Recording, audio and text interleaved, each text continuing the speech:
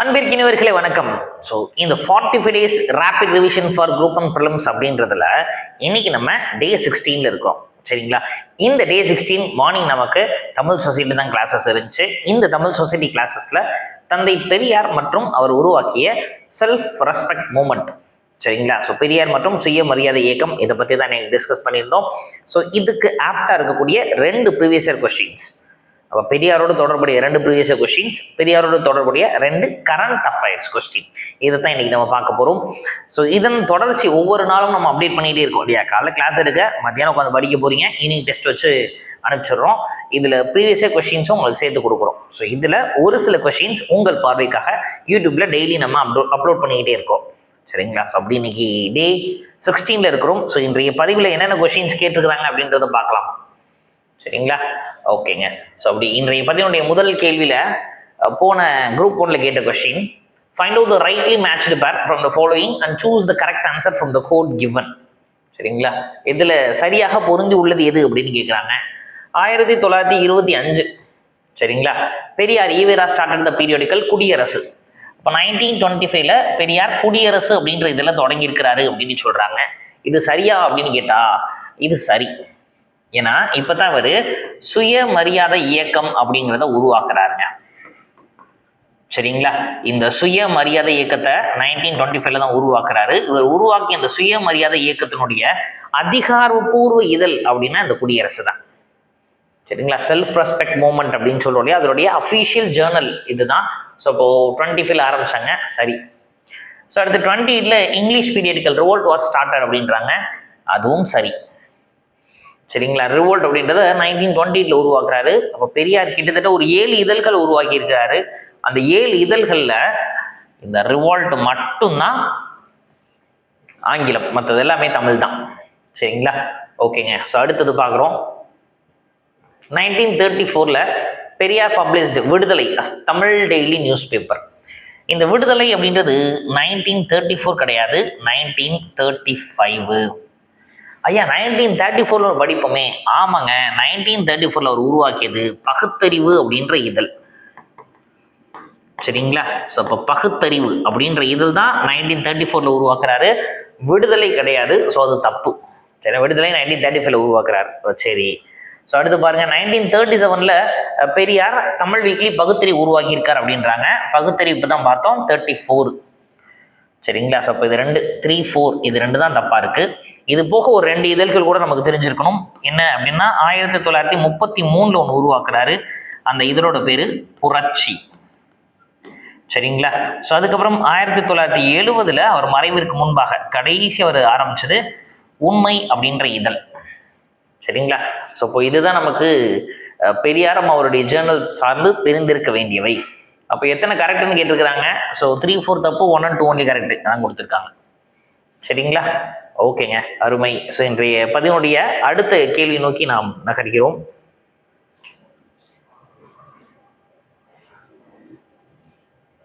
ஓகேங்க. Assertion reason.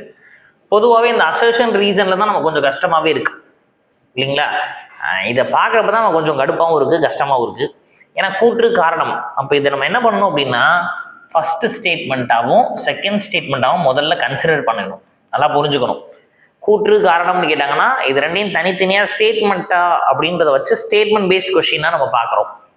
So அப்படி முதல்ல அசர்ஷன் ஃபர்ஸ்ட் ஸ்டேட்மெண்ட் நம்ம பார்த்துக்க போகிறோம். Tamil Nadu women conference held on 13/11/1938 at Chennai under the leadership of Neelambigai Ammaiyar.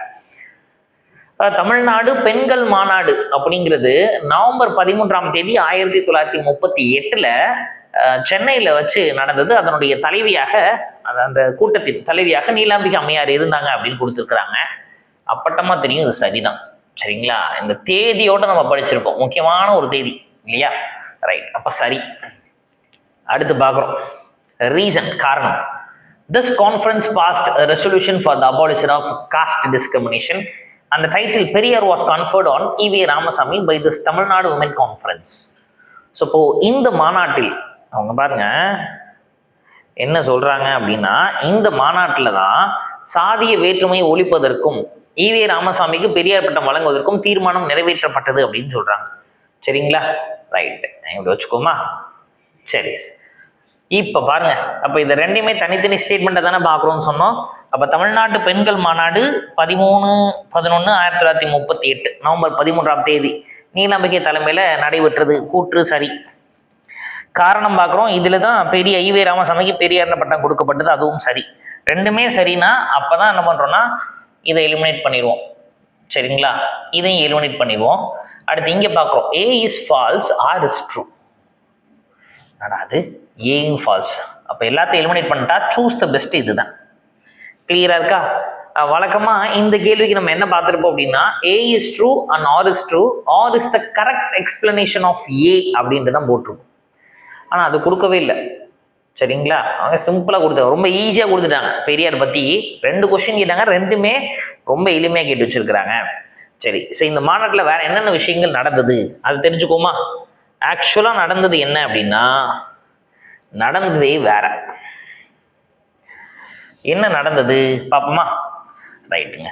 So November 13ஆம் தேதி 1938ங்க.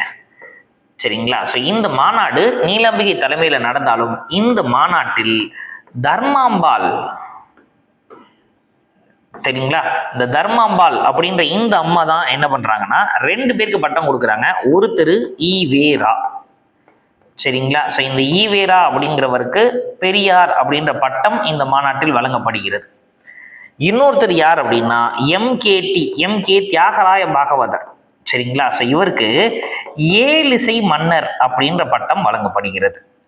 அப்போ எம்.கே. தியாகராய பாகவதற்கு ஏலிசை மன்னர் அப்படின்ற பட்டமும், ஈவே ராமசாமி என்பவருக்கு பெரியார் என்ற பட்டம், இந்த 2 பட்டமும் நவம்பர் 13ஆம் தேதி 1938ல நீலாம்பிகை அம்மையார் தலைமையிலான கூட்டத்தில் கொடுக்குறாங்க. இந்த பட்டத்தை உண்மையிலுமே கொடுத்தது யாருன்னா தர்மாம்பாள். சரிங்களா, கிளியர் ஆக்குறோமா? ஸோ இப்போ இதெல்லாம் இந்த கூட்டத்தை சார்ந்து நமக்கு தெரிந்திருக்க வேண்டியவை. சரி, ஸோ ப்ரீவியஸ் கொஸ்டின்ஸ் பெரியார் சார்ந்து சூப்பராக கேட்டாங்க. அடுத்து இப்போ என்ன பண்ணுறோம் அப்படின்னா, கரண்ட் அஃபேர்ஸ் ஓரியன்டா பெரியாரை வச்சு கரண்ட் அஃபேர்ஸில் என்னென்ன இருக்குது அப்படின்றதையும் பார்க்க போகிறோம். சரிங்களா, okay. Consider the following statements. சரி, ஒரு 3 ஸ்டேட்மெண்ட்ஸ் கொடுத்துருக்குறாங்க. முதல் statement, Tamil Nadu government announced that expansion of state breakfast scheme to students of classes 6th to 8th would commence on Periyar's birth anniversary 17th September. எப்படி சொல்றாங்க பாருங்க, தமிழ்நாடு அரசு இந்த காலை உணவு திட்டம் இருக்குது இல்லையா, அதை விரிவாக்கம் பண்ணுதான். அப்போ இவ்வளவு நாள் காலை உணவு திட்டம் எப்படி இருந்தது அப்படின்னா, 1st ஸ்டாண்டர்ட்ல இருந்து 5th ஸ்டாண்டர்ட் வரை இருக்கவங்களுக்கு தான் காலை உணவு திட்டம் கொடுத்துருந்தாங்க. எப்போ அதை லான்ச் பண்ணியிருந்தாங்கன்னா செப்டம்பர் 15ஆம் தேதி 2022ல, சரிங்களா, மதுரையில் வச்சு லான்ச் பண்றாங்க. இப்போ இதை லான்ச் பண்ணது என்ன, ஸ்டாலின், முன்னாள் தமிழ்நாட்டினுடைய முன்னாள் முதல்வர் ஸ்டாலின் அவர்கள் தான் இதை லான்ச் பண்ணியிருக்கிறாங்க. ஓகே, செப்டம்பர் 15 அறிஞர் அண்ணாவுடைய பிறந்த தினம், அன்னைக்கு தான் அதை லான்ச் பண்றாங்க. ஃபர்ஸ்ட் இனிஷியலா 1ஆம் வகுப்புலேருந்து 5ஆம் வகுப்பு வரை. அப்புறம் இதை எக்ஸ்பேண்ட் பண்றாங்க. சரிங்களா, ஸோ 2023ல் எக்ஸ்பேண்ட் பண்றாங்க. எக்ஸ்பேண்ட் பண்றப்ப 17 செப்டம்பர் பெரியார் பர்த் அனிவர்சரி அப்போ தான் அதை எக்ஸ்பேன்ஷன் பண்றாங்க. சரிங்களா, ஸோ இப்போ கொடுத்த ஸ்டேட்மெண்ட் கரெக்ட் தான். எக்ஸ்பேண்ட் பண்ணது பெரியார் பர்த்டே அன்னைக்கு, ஸோ அது கரெக்ட். அப்போ அறிமுகப்படுத்தினது அறிஞர் அண்ணாவின் பர்த்டே அன்னைக்கு. இப்போ ரீசெண்டான நியூஸ், இன்னைக்கு நடந்த நியூஸ், இன்னைக்கு நியூஸ் பார்த்தீங்கன்னா தெரிஞ்சிருக்கும். தமிழ்நாடு அரசு என்ன பண்ணிடுச்சு அப்படின்னா, இந்த முதலமைச்சரின் காலை உணவு திட்டம் இருந்தது இல்லையா, இதோட பேரை மாத்திட்டாங்க. எப்படி மாத்திட்டாங்க அப்படின்னா, பெருந்தலைவர் காமராஜர் காலை உணவு திட்டம் அப்படின்னு மாத்திட்டாங்க. சரிங்களா, ஸோ பெருந்தலைவர் காமராஜர் காலை உணவு திட்டம், மார்னிங் பிரேக்ஃபாஸ்ட் ஸ்கீம். சரிங்களா, பெருந்தலைவர் காமராஜர் மார்னிங் பிரேக்ஃபாஸ்ட் ஸ்கீம் அப்படின்னு சொல்லிட்டு இதுக்கு பேர் மாத்திருக்காங்க. முதலமைச்சரின் காலை உணவு திட்டத்தை பெருந்தலைவர் காமராஜர் நினைவு காலை உணவு திட்டம் அப்படின்னு சொல்லி கொண்டு வந்திருக்கிறாங்க. ஏன் காமராஜர் பேர் வச்சிருக்கிறாங்க அப்படின்னா, தமிழ்நாட்டில் முதல்ல, அதாவது 1956லேயே 1956 ஒட்டுமொத்த இந்தியாவிலேயே முதல் முறையாக மதிய உணவு திட்டம் அப்படின்றத ஒரு மாநிலம் முழுமைக்கும் அறிமுகப்படுத்தியது காமராஜர் தான். இந்த டிஎன்பிசியில் குறிப்பாக ஜஸ்டிஸ் பார்ட்டி படித்தவங்களுக்கு தெரியும், 1921லேயே இந்த நீதி கட்சி என்ன பண்ணிட்டாங்கன்னா நூன் மீல் ஸ்கீம் NMS அப்படின்னு கொண்டு வராங்க, மதிய உணவு திட்டம். ஆனா பெட்டி தியாகராயர் அவர்கள் கொண்டு வந்த மதிய உணவு திட்டம் என்ன ஆகுதுன்னா, சென்னையில மட்டும் ஒரு சில குறிப்பிட்ட பள்ளி 1000 விளக்கு உட்பட ஒரு சில பள்ளிகள்ல மட்டும்தான் கொண்டு வராங்க. மாநிலம் முழுமைக்கும் கொண்டு வந்தது யாருன்னா காமராஜர் தான். சரிங்களா? ஸோ 1956ல எட்டயபுரத்தில் வச்சு காமராஜர் அவர்கள் கொண்டு வரார். அப்போ அதன் நினைவாகத்தான் அவர் மதிய உணவு திட்டம் ஒட்டுமொத்த இந்தியாலேயே சுதந்திரத்துக்கு அப்புறம் முதல்ல ஒரு மாநிலம் முழுமைக்கும் கொண்டு வந்தது அவர் தானே.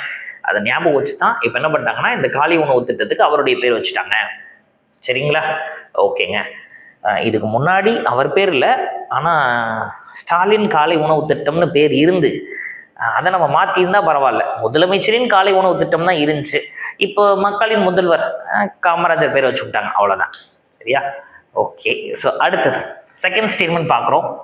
The expansion was announced with the objective of improving nutritional outcomes and school attendance among government school students. ஆமாங்க, இந்த எக்ஸ்பேன்ஷன் அரசுக்கு சாதகமான ஸ்டேட்மெண்ட்னாலே நமக்கு தெரிஞ்சிடும், ஆமாவை சாமி போட்டணும். இப்போ என்ன சொல்றாங்க பாருங்க, இந்த விரிவாக்கம் எதுக்கு அப்படின்னா அரசாங்கத்தில் படிக்கக்கூடிய அரசு பள்ளி மாணவர்களுடைய நியூட்ரிஷன் ஊட்டச்சத்து அதை கூட்டுவதற்காகவும், அட்டண்டன்ஸ் பள்ளியினுடைய ஸ்கூலுக்கு வர அட்டண்டன்ஸை இன்க்ரீஸ் பண்றதுக்காகவும் அப்படின்னு சொல்றாங்க. ஓகேங்க. மூணாவது ஸ்டேட்மெண்ட் பார்க்குறோம். The scheme is implemented exclusively by union government under PM Poshan scheme. இந்த காலை உணவு திட்டம் மத்திய அரசாங்கத்துடைய PM போஷான் அபியான் அப்படின்னு சொல்றோம். அது இனி போஷான் அபியான் அப்படின்னா PM போஷான் சக்தி நிர்மான் அப்படின்னு சொல்றாங்க சார். இதான் அந்த ஸ்கீம். சரிங்களா? ஸோ PM போஷான் அப்படின்னா போஷான் சக்தி நிர்மான். ஸோ இந்த ஸ்கீம் எப்போ கொண்டு வராங்க அப்படின்னா 2021 கொண்டு வராங்க சார். சரிங்களா? மதிய உணவு திட்டம் ஏன்னா தமிழ்நாட்டில் நமக்கு ஆல்ரெடி இருக்கு, 56லேயே கொண்டு வந்துட்டோம். மற்ற மாநிலங்களுக்கு கொண்டு போகிறதுக்கு தான் அந்த PM போஷன் ஸ்கீம். அந்த ஸ்கீம்ல தான் அதை கொண்டு வந்திருக்காங்க அப்படின்னு சொல்றாங்க. கிடையாது. இந்த ஸ்கீம்ல இப்பதான் மற்ற ஸ்டேட்ல மதிய உணவு திட்டமே கொண்டு வராங்க. நாம கொண்டு வந்து கிட்டத்தட்ட 60 வருஷத்துக்கு மேல ஆச்சு. 70 வருஷம் ஆச்சு சொல்ல போனா. சரிங்களா? 70 வருஷம் ஆச்சு. இப்பதான் அவங்க 2021 கொண்டு வந்திருக்காங்க. சரியா? ஸோ இப்போ தேர்ட் ஸ்டேட்மெண்ட் கிடையாது, இதுக்கு 1 and 2 கரெக்ட். சரி. ஸோ அடுத்த கேள்வி கரண்ட் அஃபேர்ஸ் ஓரியன்டா ஒரு கொஸ்டின். இன்றைய பதிவுடைய இறுதி கேள்வி கூட இதுதான். பெரியார் பத்தி கொடுத்துருக்குறாங்களா? ஆமா, கொடுத்துருக்குறாங்க. சரி. After assuming office as chief minister in 2026, C. Joseph Vijay paid a tribute to Periyar at Periyar திடல் in சென்னை. முதலமைச்சராக பதவியேற்ற பிறகு முதலமைச்சர் திரு ஜோசப் விஜய் அவர்கள் பெரியார் திடலுக்கு சென்று பெரியாரை மரியாதை நிமித்தம் சொல்லக்கூடாது, பெரியார் திடலுக்கு போய் பெரியாருக்கு அஞ்சலி செலுத்தி இருக்கிறார். சரிங்களா? அப்போ அது சரிதான். நியூஸ்லலாம் பார்த்துருந்தோம். ஈவன் 5 பெரும் தலைவர்கள்ன்ற மாதிரி தாவேகாவினுடைய தலைவர் விஜய் 5 தலைவர்களை தான் தங்களுடைய கொள்கை தலைவர்கள் அப்படின்னு சொல்லியிருக்கிறாரு. 5ல முதன்மையானவர் பெரியார் தான். சரிங்களா? அப்போ அந்த ஸ்டேட்மெண்ட்டே கரெக்ட். அடுத்து பாருங்க. During the Tamil Nadu Assembly proceedings, Chief Minister Vijay stated that his party accepts Periyar's principle of social justice but does not subscribe to his atheistic philosophy. முக்கியமானது, இதை எக்ஸ்பெக்ட் பண்ணதுனால தான் கேட்டு வச்சிருக்கிறோம். சரிங்களா? என்னன்னா முதலமைச்சர் விஜய் அவர்கள் சட்டசபையில பேசுறப்ப பெரியாரினுடைய சோசியல் ஜஸ்டிஸ் அதை நாங்க முழுமையாக ஏற்றுக்கொள்கிறோம், பெரியாரோட சோசியல் ஜஸ்டிஸை நாங்கள் முழுமையாக ஏற்றுக்கிறோம், ஆனால் அவருடைய இந்த நாத்திக கொள்கையை நாங்கள் ஏற்றுக்கொள்ளவில்லை அப்படின்னு சொல்றார். பெரியார் சொன்னதுல அவர் சொன்ன பாதி ஏற்றுக்கிறோம், பாதி ஏற்றுக்கல. அந்த நாத்திகம்ன்றதை நாங்கள் ஏற்றுக்கலைங்க, ஆனால் அவருடைய சமூக நீதி கொள்கையை நாங்கள் ஏற்றுக்கிறோம் அப்படின்னு சொல்லி முதலமைச்சர் சொல்லியிருக்கிறாரு அப்படின்றாங்க. இதுவும் சரி, அவர் சொல்லியிருக்கிறார். ஏன் என்ன பிரச்சனை ஆகுது அப்படின்னா முதலமைச்சர் பார்த்தீங்கன்னா பெரியாரிய வழியில் இருக்கிற மாதிரி சொல்லிடுறார். பெரியார் தான் கொள்கை தலைவர்னு. பெரியார் கொள்கை தலைவர்னு சொல்லிட்டு அவர் கையில கயிறு கட்டியிருக்கிறாரு, நெத்தியில போட்டு வச்சிருக்கிறாரு. பெரியார் தான் ஏத்திஸ்ட் இல்லைங்களா? அப்போ நாத்திகவாத கொள்கையை பின்பற்றுபவர் தானே பெரியார். நீங்க நல்லா பார்த்தீங்க அப்படின்னா பெரியாரை பின்பற்றுபவர்கள் கருப்பு சேலை தான் போட்டிருப்பாங்க. இந்த நெத்தியிலையோ கழுத்திலேயோ கையிலையோ மதம் சார்ந்த எந்த குறியீடுகளும் இருக்காது.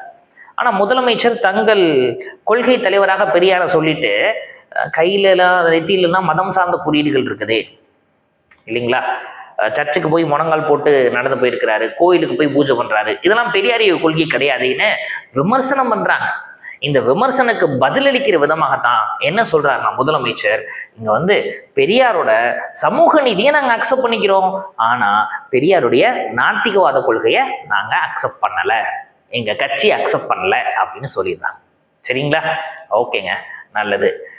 முதலமைச்சர்கள் அக்செப்ட் பண்ணலன்னா உங்கள் கட்சி அக்செப்ட் பண்ணாது, ஏன்னா அவர் தான் தலைவர் இல்லையா? ஓகேங்க, அடுத்து பாருங்க, 3வது ஸ்டேட்மெண்ட்டுக்கு போகிறோம். These developments indicate that Periyar's legacy continues to influence contemporary political discourse in Tamil Nadu. Okay, சரி. அப்போ முதலமைச்சர் அவர்கள் இப்படி சொன்னதுக்கு அப்புறம் இப்போ வரைக்கும் கண்டெம்பரரினா தற்காலத்திலும் அப்போ திராவிட கட்சிகள் ஒளிந்து வேற கட்சி வந்துருச்சு அப்படின்னு நிறைய பேர் இன்னைக்கு பேசிக்கிட்டு இருக்கிறாங்க இல்லையா? ஆனால் திராவிட கட்சிகள் இன்னும் ஒளியில இல்லை. நல்லா யோசிச்சு பாருங்க. திராவிட அப்படின்ற பேர் இல்லாத ஒரு கட்சி தான் ஆட்சி பண்றாங்க. 1967 தொடங்கி 1967 முதல்ல டிஎம்கே வந்துச்சு இல்லைங்களா? அப்படி டிஎம்கேக்கு அப்புறம் பார்த்தீங்கன்னா அடுத்து ஏடிஎம்கே, ஏடிஎம்கே இந்த 2 திராவிட கட்சிகள் தான் மாற்றி மாற்றி தமிழ்நாட்டை ஆட்சி பண்ணிட்டு இருந்துச்சு. இனிமே திராவிட கட்சிகள் இல்லாத ஒரு ஆட்சி அப்படின்னு நினைக்கிறோம். தமிழக வெற்றி கழகம் த.வே.க அப்படின்றது கட்சி பேர்ல திராவிடம் இல்லை, ஆனா அந்த கட்சியினுடைய கொள்கை தலைவரே திராவிட சித்தாந்தம் தானேங்க. இந்த பெரியாரத்தான் நம்ம என்ன சொல்றோம் அப்படின்னா திராவிட இயக்கங்களின் தந்தைன்னு சொல்றோம். ஃபாதர் ஆஃப் திராவிடியன் மூமெண்ட்ஸ் அப்படின்னு தந்தை பெரியாரை சொல்றோம். அப்ப தந்தை பெரியார் தான் ஃபாதர் ஆஃப் திராவிடியன் மூமெண்ட் தான். அப்ப அவரை கொள்கை தலைவராக வச்சிருக்கக்கூடிய கட்சி திராவிடர்களின் கட்சி தானேங்க. அப்ப திராவிட சித்தாந்தத்தை பின்பற்றக்கூடிய கட்சி தானேங்க. சோசியல் ஜஸ்டிஸ் அதானங்க. சரிங்களா? ஸோ அதான் கொடுத்துருக்காங்க. அப்போ இந்த 3 ஸ்டேட்மெண்ட்ஸுமே கரெக்டான ஸ்டேட்மெண்ட்ஸாக கொடுத்துருக்காங்க. ஸோ ஆல் தி அபோவ் அப்படின்றது அதுக்கு ஆன்சர். சரிங்களா? கிளியர் ஆக்குறோமா? ஓகேங்க. ஸோ இதோட இந்த பதிவு முடிவுக்கு வருகிறது. ஸோ இதே மாதிரி daily 2 previous questions, 2 current affairs paste questions நம்ம டெய்லி டிஸ்கஸ் பண்ணிட்டு இருக்கிறோம். அதாவது காலையில் கிளாஸ் எடுக்கிறோம், கிளாஸ் எடுத்து முடிச்சதுக்கப்புறம் ப்ரீவியஸ் டிஸ்கஸ் பண்ணுறோம் இல்லையா? அதில் ஒரு சிலவற்றை உங்களுக்கு கொடுக்குறோம். சரிங்களா? ஸோ தொடர்ந்து இணைந்திருங்கள். Wish all the very very very best. ஒரு 45 days நம்ம ரேப்பிடாக ரிவைஸ் பண்ண போகிறோம். நமக்கு ஒரு நல்ல செய்தி வேறு இருக்குது. இந்த 45 days அப்படின்றது இன்னொரு 15 days எக்ஸ்பேண்ட் ஆக போகுது. ஏன்னா முன்னாடி செப்டம்பர் 6ஆம் தேதி எக்ஸாம்ஸ் இருந்துச்சு இல்லையா? ஆனால் இப்போ எக்ஸாம் 27 தள்ளி வச்சுக்கிட்டாங்க. அப்போ நமக்கு எக்ஸ்ட்ரா டைம் இருக்குதுல்ல. ஸோ இன்னும் ஒரு 15 நாள் எக்ஸ்பேண்ட் பண்ணலான்னு யோசிச்சுக்கிட்டு இருக்கோம். 45 days முடிப்போம். 45 days ரேபிட் ரிவிஷன் முடிச்சு அதுக்கப்புறம் பார்த்தீங்கன்னா மேரத்தான் செஷன்ஸ் மாதிரி நம்ம சூப்பராக ஒவ்வொரு சப்ஜெக்ட் எடுத்து ப்ராப்பராக ரிவைஸ் பண்ணுறோம். 2026 வருஷத்தில் 26 வேக்கன்சிஸ் தான் வந்திருக்குது. பரவாயில்ல, வருஷமும் வேக்கன்சிஸும் மேட்ச் ஆகுது. நமக்கும் வாழ்க்கையில் சக்ஸஸ் இந்த வருஷத்தில் மேட்ச் ஆயிடும். நம்பிக்கையோடு இருங்க, சூப்பராக ப்ரிப்பேர் பண்ணுங்கள். Wish all the very very very best. See you all in the next session. Thank you.